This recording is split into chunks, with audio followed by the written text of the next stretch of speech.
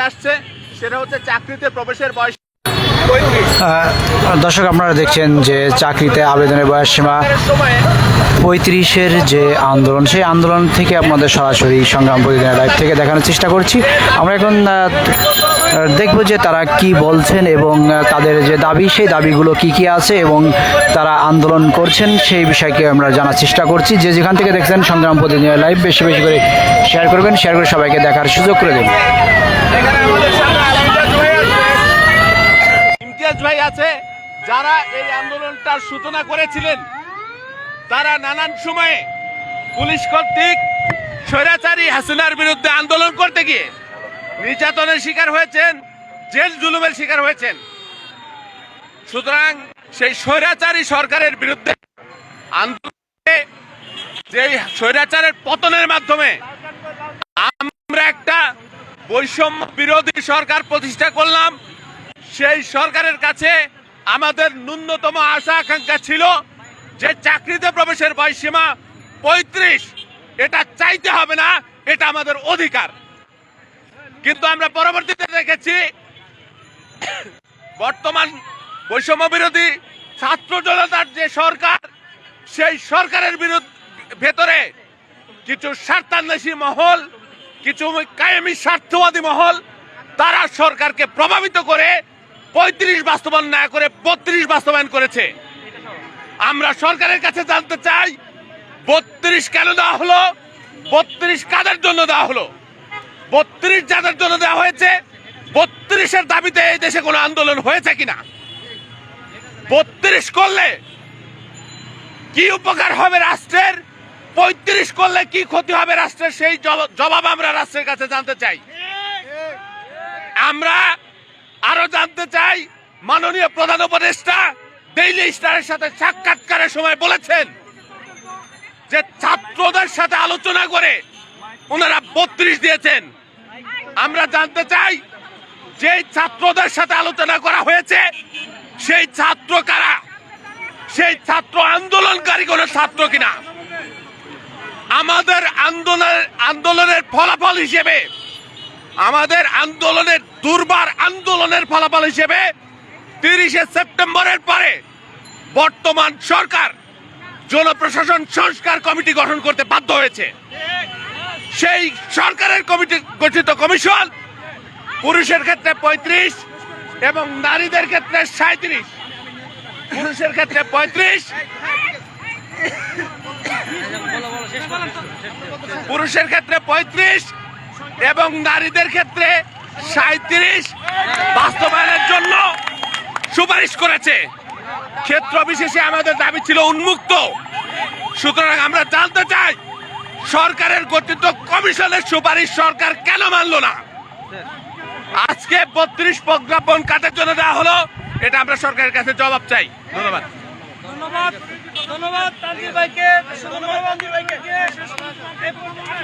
আর কেউ কথা বলবেন? এই পর্যায়ে কথা বলবেন আমাদের সহযোদ্ধা প্রিয় রুবেল রানাকে বলবো সংক্ষিপ্তভাবে কিছু কথা বলার জন্য। প্রিয় 35 প্রত্যাশী ভাই বোনেরা, আসসালামু আলাইকুম। আমি শুরুর দিকে যাব না, আমি রিসেন্ট টাইমের কথা বলবো। আমরা যে আন্দোলন করেছিলাম চাকরি প্রবেশের বয়সসীমা 35 করার জন্য, সেই পরিপ্রেক্ষিতে আমরা আন্দোলন সংগ্রামের পর আমাদের জন্য একটি সংস্কার কমিটি গঠন করা হয়েছিল। সংস্কার কমিটি উপদেষ্টা পরিষদকে 35 ন্যূনতম 35 সত্য সামগ্রীভুক্ত করার জন্য যেই সুপারিশটি করেছে, সেই সুপারিশটি মেনে নিয়ে অতি দ্রুততার সাথে আমাদেরকে 35-এর একটি করে আমাদেরকে রাজপথ থেকে গড়ে যাওয়ার সুযোগ করে দেন। অন্যথায় আমরা এই রাজপথ ছাড়বো না, ছিলাম, আসি, থাকবো। প্রধান উপদেষ্টা ডক্টর মোহাম্মদ ইউনূস স্যার উনি বলেছেন ছাত্রদের দাবি মেনে নিয়ে নাকি 32 করা হয়েছে। আমার প্রশ্ন হচ্ছে, কোন ছাত্র আপনার কাছে 32-এর জন্য দাবি করেছে? আমাদের 35 প্ল্যাটফর্ম থেকে কখনো 32-এর জন্য আন্দোলন করা হয়নি। আমরা সব সময় 35-এর জন্য আন্দোলন করেছি। সুতরাং আমাদের 35 কাঙ্ক্ষিত ডিজিট, এই ডিজিটটি বাস্তবায়ন করে অতি দ্রুততার সাথে আমাদেরকে প্রজ্ঞাপন জারি করে আমাদের পড়ার টেবিলে যাওয়ার সুযোগ করে দেন। অন্যথায় আমরা বিগত সালে যেভাবে আন্দোলন করেছি এর চেয়েও কঠোর থেকে কঠোর আন্দোলনের দিকে আমরা দাবিত হয়ে রাজপথ থেকে 35 বাস্তবায়ন করে ঘরে ফিরবো, অন্যথায় আমরা এই রাজপথ ছাড়বো না। আমাদের ডক্টর মোহাম্মদ আসিফ নজরুল স্যার উনি ইন্টারিম গভর্নমেন্ট গঠন করার আগে উনি বলেছেন উনি নাকি ছাত্রদের মনের ভাষা বুঝেন, অথচ আমরা 35 করতে করতে গলা ফাটায় ফেলতেছি। এখন দেখতেছি উনি আমাদের মুখের ভাষাও বুঝে না। কি দেখুন, আমরা দেখেছেন উনি ইন্টারি গভর্নমেন্টের আগে এক কথা বলেছেন, এখন ইন্টারি গভর্নমেন্টের পরে উনি মুদ্রার উল্টাপিঠ হয়ে গেছেন।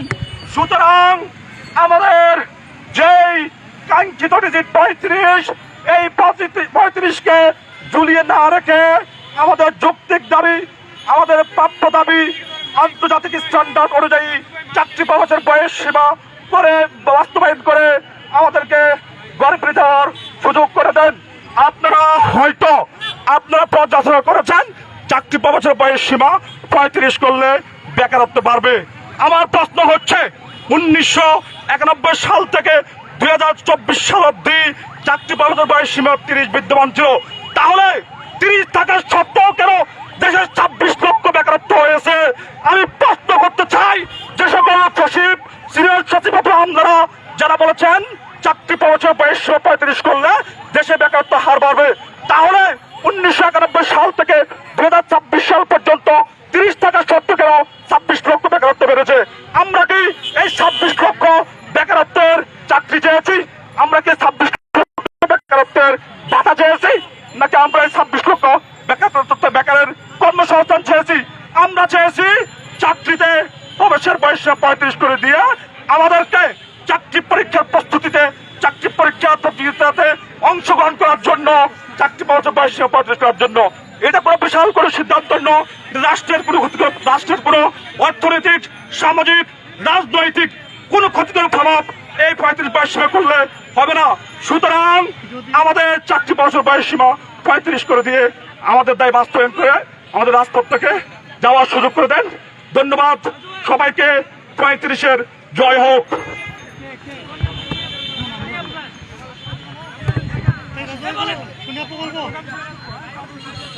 আমাদের সামনে বক্তব্য নিয়ে আসছে আমাদের এই আন্দোলনের অন্যতম একজন সংগঠক সোনিয়া চৌধুরী। কি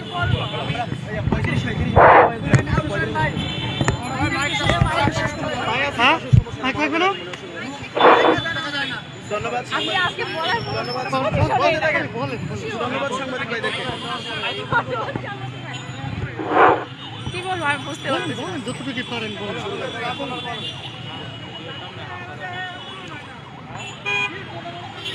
কি বলবো আমি বলতে পারছি না। যে সম্মানিত সাংবাদিক ভাইয়েরা, আমরা আমাদের প্রোগ্রামের একেবারে শেষ পর্যায়ে, আমার বক্তব্য দিয়ে প্রোগ্রাম শেষ হয়ে যাবে। আমরা সামনের প্রোগ্রাম কী করব সেই সম্বন্ধেও বলবো। শেষ করবার আগে আমি একটু বলে নেই, আপনারা জানেন যে এই আন্দোলন দীর্ঘ 12 বছর থেকে 13 বছরে পা দিয়েছে, প্রায় এক যুগ শেষ হয়ে গিয়েছে। আমরা কখনোই 32 নিয়ে কোনো আন্দোলন আমরা করিনি আমাদের জায়গা থেকে। এই বর্তমান সরকার বৈষম্য বিরোধী সরকার। আমি বৈষম্য বিরোধী ছাত্র আন্দোলনের অন্যতম একজন সংগঠক। জনতার আন্দোলনটা আমরা সংগঠিত করেছি। ঢাকা শহরে যত জনতার যে গোষ্ঠীগুলো সেগুলো আমরা সংগঠিত করেছি। আমাদের অনেক ভাই বন্ধু ব্রাদার আজকে হাসপাতালে কাতরাচ্ছে, আপনারা জানেন। আমি আজকে আপনাদের সামনে যে এই কথা বলতেছি, আল্লাহ তাআলার অসংখ্য শুকরিয়া, আমি হয়তো বেঁচে গেছি। কারণ 4 আগস্টে আমিও এই মাথার পিছনে গুলিবিদ্ধ ছিলাম। আমার 4-5টা ছড়া গুলি লেগেছিল, আমি হয়তো বেঁচে থাকতে পারতাম না। কিন্তু আল্লাহ তাআলা আমার জীবন সময় আরো বেশি রেখেছে বলে আমি বেঁচে গেছি। আমার পাশের জন স্পট ডেড হয়ে গেছে।